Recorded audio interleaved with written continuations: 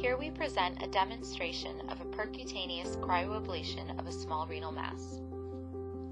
In recent years, instances of incidentally discovered small renal masses have increased, leading to a clinical dilemma for means of treatment.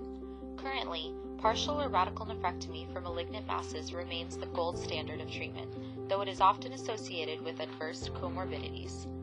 Due to this, urologists have moved toward other means of minimally invasive treatment, such as cryoablation. With the reduced complication rate and cost associated with ambulatory cryoablation, the use of this image-guided, minimally invasive approach has increased and serves as a feasible treatment comparable to surgical resection. The renal tumor cryoablation process is extremely well thought out and is targeted to the individual patient. Our case presentation is of an 81-year-old female with hypertension, diabetes, and normal kidney function, but is otherwise in generally good health.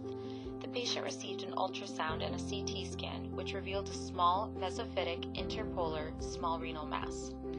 An ultrasound-guided biopsy confirmed a diagnosis of conventional grade 2 renal cell carcinoma. This procedure was performed in the prone position on a CT scanner using a standard cryoablation setup. The procedure will be done with some sedation and local anesthesia only, which allows for an ambulatory procedure. In this procedure, probes are tested before entering the patient as they are submerged and put through the test cycle, which includes both freeze and thaw. The key metric is to see the ice balls form and that there are no bubbles forming in the liquid, as this is a closed system. We start all initial targeting with ultrasound. We have found that we have been able to substantially diminish the amount of CT scanning necessary by doing so. At that point, we use a pass through the CT scanner without contrast to confirm the position of the needle. In this case, the needle was deployed very nicely, and we deployed a second needle using the exact same technique, again confirming the position of this needle.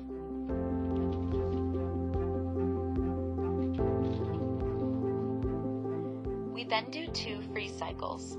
These freeze cycles are not based on a time metric, but rather with the target of getting the ablation zone 1 centimeter beyond the tumor, including, that is to say, 1 centimeter of normal tissue all the way around.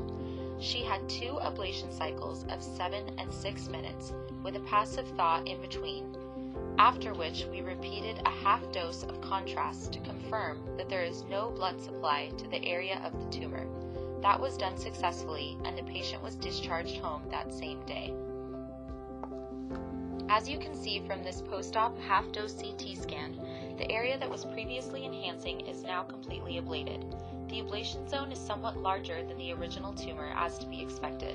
At the same time, we are confirming that there is no substantial hematoma forming around the kidney or in the area around the ablation, and that no structures around the kidney have been damaged. Typically, we use 3 probes that are deployed in equilateral triangle configuration. In this case, only 2 to 3 probes were deployed based on the way they landed in the tissue and the very tiny size of this tumor. At only 1.5 centimeters, even a single probe precisely placed could potentially have ablated it. The patient was discharged on the same day as the procedure.